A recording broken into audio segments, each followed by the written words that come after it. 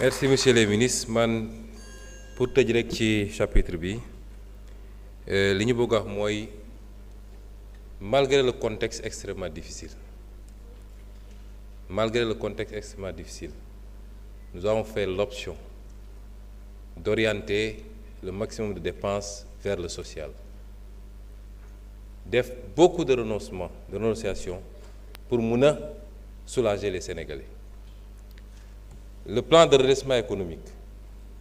les études qui ont été faites dafa démontrer ni effort bi ñuy laaj Sénégalais yi li plan de redressement économique investissement yi ñu ciy def li muy jur moo ëpp njëriñ foofu en termes de retombées économiques et sociales ba ci en termes d'impact sur la réduction de la pauvreté. Rien que sur 2026,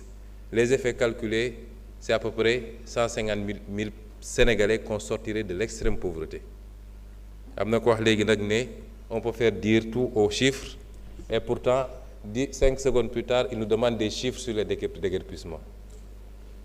Comme on peut faire tout dire aux chiffres, il ne faut pas demander de chiffres. Kon les mesures yu ñuy jël soo seetee le PRES li ñu orienté ci mesures sociales, le nombre de structures sanitaires qu'on doit construire à partir du PRES, le nombre de structures scolaires yi ñu war a construire, les efforts consentis pour la réduction parce que nee nañ dund gi dafa cher mais ñun bi ñu fi toogee léegi prix ceeb yokkuwul, prix diwlin yokkuwul, prix suukar yokkuwul te def nañu des baisses bi ñu fi toogee léegi et malgré la conjoncture te dina amaat yeneen baisse incha allah. Kon loolu li ma bëgg a wax Sénégalais yi mooy jafe-jafe am na ci lu ñu donn waaye terewuñu saa su ne suñu première préoccupation bu ñu xëyee mooy naka la ñuy def ba malgré tout ñu gën a yombalal Sénégalais mbir yi. Waaye nag aw askan goo gis tey mu nekk dans l'aisance bëgg naa kenn ku nekk si yéen de temps en temps guddi balaa muy tudd rek na dugg YouTube mu tàppe Chine révolution chinoise wala mu tàppe Singapour wala mu tàppe Malaisie wala fu mu munti tàppe rek mu déglu mu xool le changement structurel des sociétés du lu yomb. Bi may nekk opposition je disais il faut qu'il y ait une génération avec une masse critique qui accepte de se sacrifier pour ëllëgu réew mi mënul yombee noonu. Et nous en tant que leader politique parce que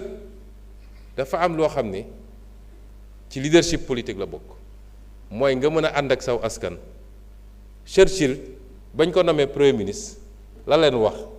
digguma leen lu dul ñaq ak deret parce que pleine guerre la woon nga wax loolu sa askan. waaye homme politique boo xam ne da ngay bëgg a nëbb askan wi dëgg bi ak situation bu mu nekk mooy andi nag bëgg lu fees bëtu nit ñi nga dem di wër di leb di ko làq ba mu andi ñu fii. Dañu toll moment choix où le peuple sénégalais doit choisir ban type de leadership la bëgg ku koy wax dëgg même bu dee jafe naa dégg ne ko nag kaa ñu ànd uti solution te soxlawu ma ci jara du am luy dugg sama poos du am lu may randal wala koo xam ne day ñëw ne ko ëllëg ma àndil la jant bi ndax looloo fi jóge li jiitu ñëw. Kon ci moment boobu la ñu nekk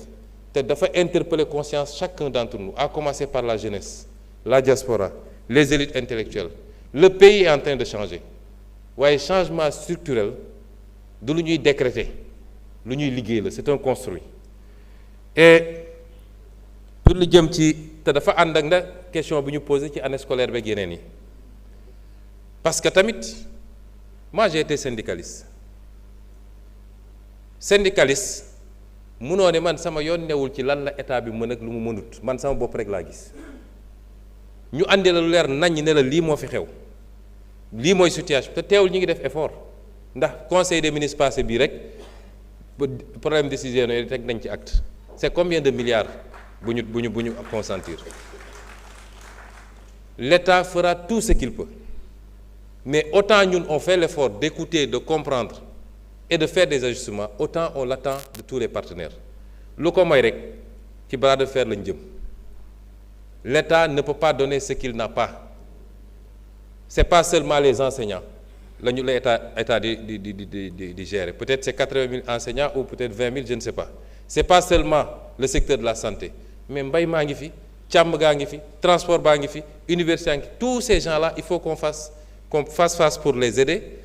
dans un contexte boo xam ne nëbb nañu bor ba mu mat li mu mat. ñu war a am ambition ramener le déficit d'ici 2027 à 3%. 13% lañ ko fekkoon ñu nekk ci consolidation budgétaire mais loolu nit ñi war nañoo mën a déggu suñuy argument ñu nëbbuñu dara. On a fait le pacte de stabilité toog ak syndicaliste teg lépp sur la table et ce que je le dis chaque fois gis nga richesse balaa nga koy séddale da nga koy créer ba pare. Père de famille bu bëgg a jënd kër Almadi pour ay doomam bu ko liggéeyul ba yor ko du ko jënd. Ñun ñëpp ñooy ànd créer la richesse ci loolu la ñu war a jublu réew mi dafa war a jublu ci liggéey suba ngoon amul lu ñuy xaar dañu war a jublu ci liggéey. Interpellation yi am ma fàttali d'ailleurs honorable Taf Sucé parce que yeggali mu woon que c'est le 1er décembre 2024 la bind ministre des finances pour ne ko nañu restituer le site à sa destination, de trouver une compensation. Et le 14 avril 2025, on a pris le décret déclarant d'utilité publique la forêt classée de Thiès et prononçant le retrait du bail bi waroon dem vers la construction de cité. Laaj nga ma nag lu jëm ci 1000 milliards yi opposition bi yëpp dañoo bëgg a focaliser wu sur le débat des 1000 milliards ma fàttali ni boo delloon rek ci rapport Cour des comptes la ñu génne ci ay comptes yoo xam ne comptes yu jaarul yoon la te benn ci comptes yooyu muy le cap gouvernement bi ñu tuddee cap gouvernement le compte numéro 36 83 47 nga xam ne 1343 milliards lañ fa jaarale ci lu jaarul yoon boo jëlee le compte PDS 303 milliards jaar nañ ko ci lu jaarul yoon la ñu jaarale ci hors circuit ci ay milliards ëpp na 1000 ëpp na 2000 ëpp na 5000 am na information yoo xam ne dikkal nañu ci lu jëm ci ay comptes yu mel noonu lu jëm ci ay transfert d'or ak yu demee noonu jox nañ ko ñi ñu ko war a jox pour ñu mottali enquête bi génnee les vérifications la ci des nag man lu ma leen mën a wax musa wax histoire da koo andi ba mu leer nañ fii bi may wax problème mu OFNAC bi 94 milliards yi nga dégg naa ko ci ba assemblée bi fii def commission d'enquête maa ngi woon campagne présidentielle ñu ne ma ñëwul uy si ma bañ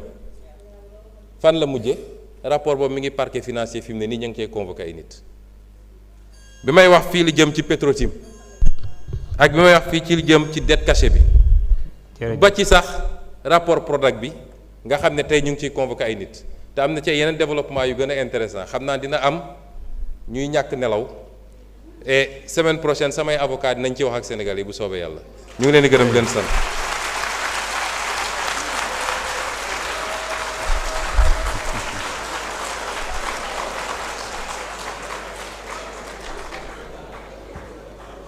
ñu ngi jox kàddu gi au dernier orateur Mohamed Aïb Salim Dafé. Honorable, vous avez la parole.